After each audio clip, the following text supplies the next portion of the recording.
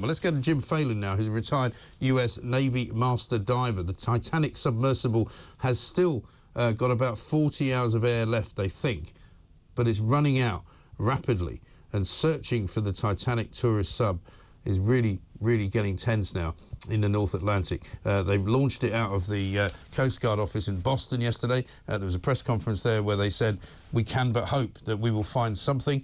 There's been talk of noises being heard this morning from the area. There's a sonar buoy somewhere in the sea now, which has been dropped in there by the Canadian Air Force.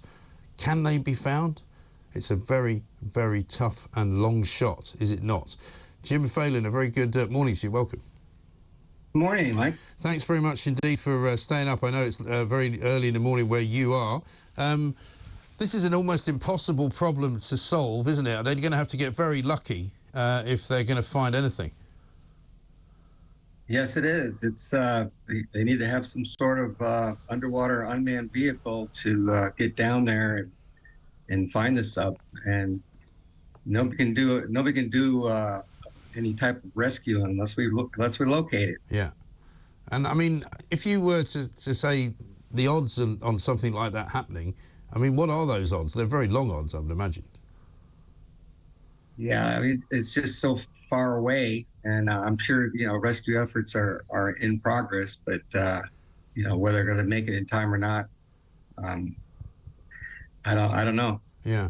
I mean, are you surprised at the kind of what you might not call recklessness, but at the kind of almost disregard for safety that maybe this organisation had by going down in a vessel which appears not to have any kind of distress signal on it, and which doesn't appear really to have an ability to react to anything going wrong?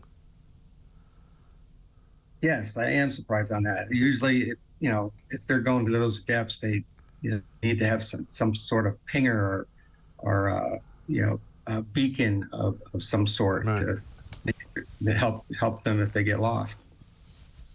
Yeah, because I mean, at the end of the day, while obviously our hearts go out to their families and we hope that something good comes of this, it does seem a little bit unusual to go to such a depth in the ocean, which is so difficult to control and so dangerous, without really having any precautionary measures in place. Right. Those depths exceed every kind of rescue that the United States has. That's for sure. Right. And we have our Navy has some remote operating vehicles that can go to that depth, but just trying to get there in time is going to be a challenge. Right. I mean, I believe that you've said in the past their only hope really is that they've already found their way to the surface. Could that be the case, that we just don't know where they are because it's such a vast area? Yes, that's the only hope that they have, is they was able to jettison their emergency ascent and be on the surface somewhere and be able to open that hatch and get fresh air. Otherwise, they're going to either run out of oxygen, or they don't have any power left. They're going to pass from CO2 toxicity, right, carbon dioxide toxicity. Because that's the other thing that we learned relatively recently, is that they've been sort of bolted inside this thing, that they can't. There's no access to an outside door. They can't open a window. They can't get out effectively without somebody letting them out from the outside. That seems extraordinary. Yeah, I just heard that yesterday. I didn't realize that. They were trapped inside, and somebody has to open the door for them. Yeah. So, I mean, because that would be incredibly ironic, wouldn't it, if they had actually managed to get themselves up to the surface and be sitting there bobbing around the top of the ocean, but they still run out of air because they can't open the damn thing. That's correct. Have you ever been involved in any kind of rescue of this kind, Jim, in your working life? Nothing that deep. I mean, our capabilities are only like up to 2,000 feet as far as submarine rescue. We have an undersea rescue command that is there for that purpose if a submarine goes down, but their limit is 2,000 feet. Right. And I've been involved with early in my career. I was involved with a submarine that went down, in one of our submarines that we sold to Peru. and it went down off Lima, and they ended up having to do a ascent, escape out of the submarine, and I think the depth was 140 feet, and most of the guys lived, but some of them didn't. Right.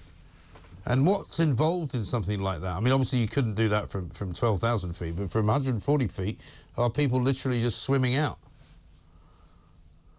Yes, they have a special escape hood that they wear, and they lock out, and somebody inside fills it with the air, and the submariner goes out on the hatch and just says ho ho ho all the way to the surface. They were trained to use that escape device during submarine school.